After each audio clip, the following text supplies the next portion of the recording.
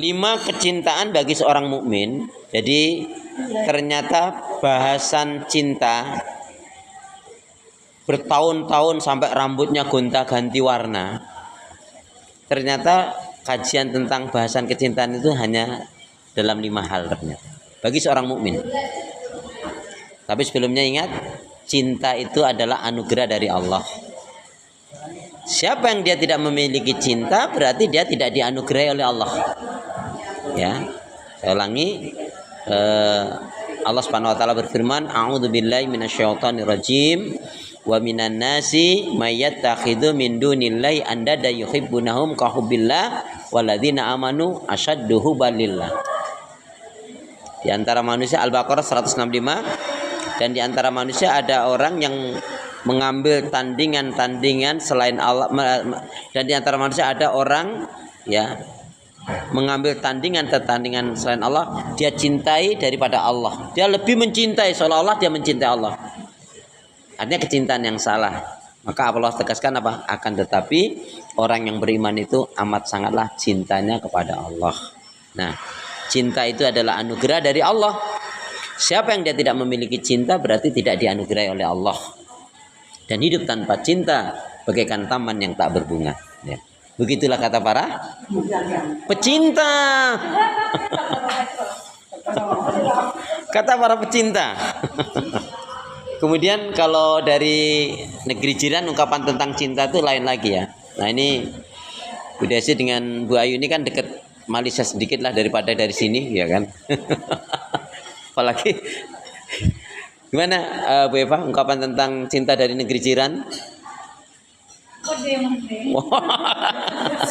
Ungkapan dari negeri jiran itu adalah cinta bukan hanya di mata, cinta hadir di dalam jiwa, gitu.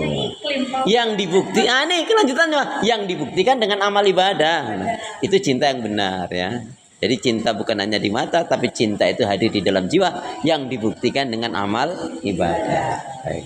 Kalau enggak itu tidak ada nilainya. Ya, kenapa? Bernilainya kita di sisi Allah adalah hidup yang Allah berikan, hidup dan kehidupan Allah berikan kita gunakan untuk ibadah atau enggak? Baik, saya belok lagi biar banyak, walaupun singkat-singkat tapi banyak yang kita serap. Jadi gini, mangkana fi yaumihi, barang siapa yang di harinya dia alal hidayah, dia di atas petunjuk hidayah Allah dalam Islam dan iman. Sehat badannya, lahir batin sehat, jasmani rohani sehat, baik dengan keluarganya. Ini belum tentu. Barang siapa yang dia di harinya di atas petunjuk hidayah Allah dalam Islam dan iman, sehat badannya, jasmani rohani, pikirannya sehat, baik dengan keluarganya. Yang dimakan halal ada, bukan yang dimakan ada, tapi yang dimakan halal ada. Dan satu lagi, dan dia tidak terlilit dengan hutang. Maka seolah-olah dia menggenggam dunia ini ada di tangannya. Gimana Ustaz kalau dia punya hutang? Kalau hutangnya itu tidak memberatkan dirinya, itu termasuk bagian ini. Maksudnya hutang yang memberatkan dirinya itu apa? Menjadikan dia orang berhutang ternyata walaupun dia ahli ibadah itu ternyata bisa menjadi penyebab dia masuk neraka. Bahkan sholatnya sehari 100 rakaat. Padahal itu impossible. Zikirnya ribuan kan. Tetapi ketika dia hutang, satu, sengaja tidak mau bayar, berdosa besar. Atau dia memperlambat. Kalau dia memperlambat pembayaran hutang, satu, dicabut keberkahan. Ya, ditutup pintu rezeki yang lainnya atau dilambatkan rezeki. Dan yang ngeri apa? Ternyata itu menjadikan su'ul khotimah.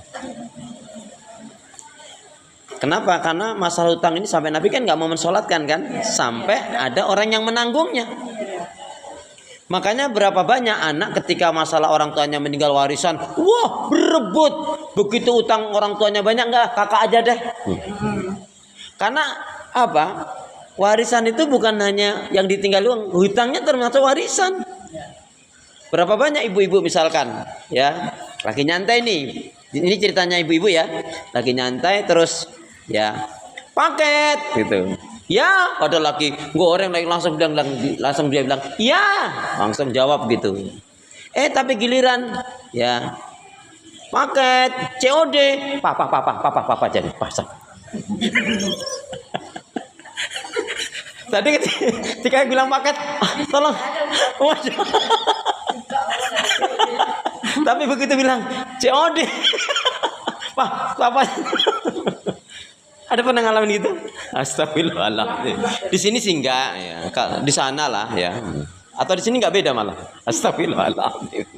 Ya, jadi barang siapa yang di harinya dia di atas petunjuk dari Allah dalam Islam dan iman, sehat badannya, jasmani, rohani, pikirannya sehat, baik dengan keluarganya. Mohon maaf, baik dengan keluarganya.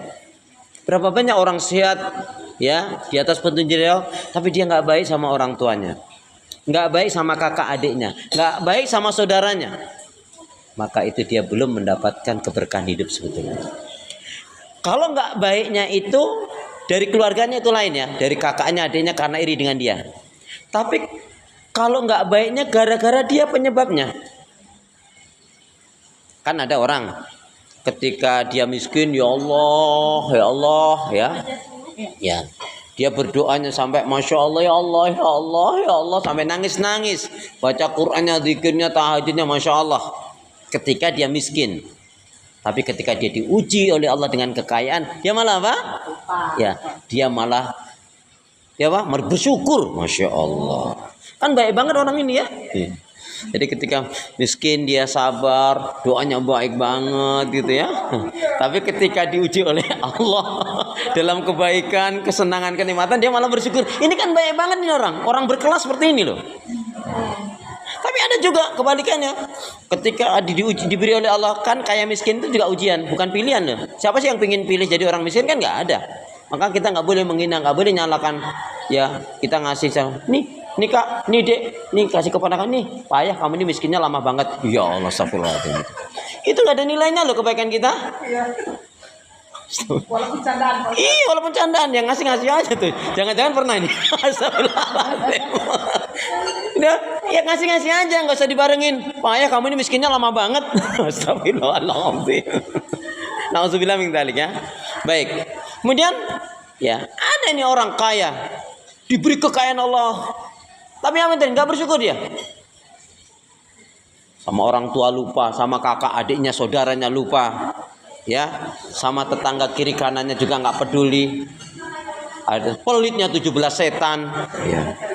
Nah, satu setan aja masalah. Kemudian sampai ketika ada yang datang, Assalamualaikum, Waalaikumsalam. Nggak lama kan? Datang gitu. Karena dia nggak mau orang lama-lama nanti dicurigai bakal ngutang dan sebagainya. Yang ngeri lagi orang kalau pelit itu ngeri lagi. Assalamualaikum. Ya nyata buka pintu, Waalaikumsalam. Kamu ada apa? Ngomong-ngomong, kamu udah makan belum? Belum. Ya udah kamu balik dulu, makan dulu, ntar balik lagi ya. Coba, kan terlalu banget ya gitu tuh. Astagfirullahaladzim. Gak ada sih kayak gitu. Itu gambaran orang yang 17 setan tadi loh pelitnya. Diuji kekayaan, lupa sama orang tuanya, sama saudaranya, nggak mengeluarkan zakat, infak, sedekah. Dunia terus dikejar-kejar terus. Tapi kan dunia roda berputar. Diujilah dia oleh Allah, ambruk. Jadi miskin, yang tadinya kaya karena kelilit, dia mungkin karena dia main riba atau main yang haram, ambruk jatuh miskin. Tapi dengan dia jatuhnya miskin, dia malah apa? Dengan dia jatuh miskin, dia malah apa? Ya, dengan jatuh miskin dia malah murtad. Kan jelek banget orang. Nauzubillah min dzalik kan. Kaya, sombong, lupa diri, jatuh miskin malah murtad. Nauzubillah min dzalik. Nah, tadi ngomong kecewa. Termasuk orang yang bodoh. Siapa orang yang bodoh? Orang yang bodoh adalah bodoh banget. Siapa itu? Orang yang punya masalah sama temannya, sama saudaranya, sama tetangganya, sama keluarganya, sama orang tuanya, sama anaknya, tapi yang ditinggalkan Allah. Ini orang yang paling bodoh. Ngeri kan? Dia punya masalah sama kakak adiknya, punya masalah sama saudaranya, punya masalah sama temannya, tapi yang ditinggalkan Allah. Kan bodoh banget. Ngapain saya sholat? Saya udah baik juga malah dikasarin. saya mau udah baik malah diuji gini. Ini bodohnya. Padahal semakin ujian itu diberikan, Allah akan mengangkat derajat kita. Kalau kita sabar, kalau kita bersangka baik, kalau kita ikhlas menerima takdir Allah Subhanahu wa taala. Itu ya. Baik, mukadimahnya banyak ini ya. Itu nanti sudah dapat poin intinya, jadi sudahlah begitu ya. Nah, kembali kepada kecintaan ya.